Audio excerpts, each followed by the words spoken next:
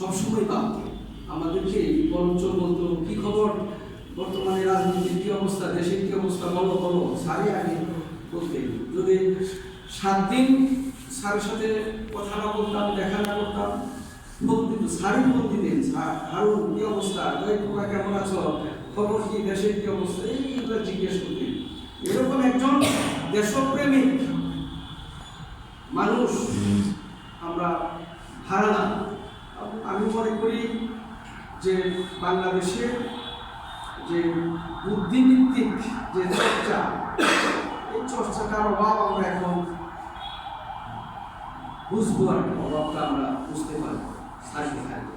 আমি স্যারের ছাত্র ডক্টর চিন্ময় হাওলাদার, জাতীয় বিশ্ববিদ্যালয়ের শিক্ষক চিন্ময় হাওলাদারকে 2 মিনিট বলার জন্য অনুরোধ করছি।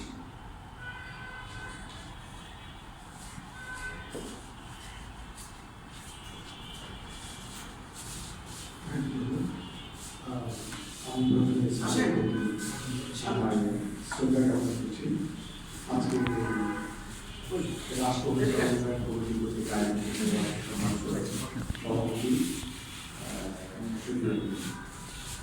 আমি কাশেম স্যারের সাথে আমাদের ছাত্র জীবন থেকেই আমি স্যারের সাথে কি কারণে স্যার আমাকে আকৃষ্ট করেছে সেই বিষয়টাই আমি জিজ্ঞেস করছি।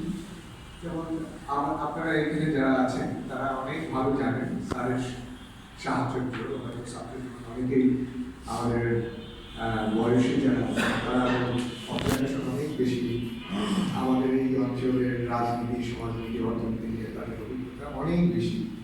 আমি শুধু 2-1টা বিষয় যে রাজনৈতিক মতাদর্শ নিয়ে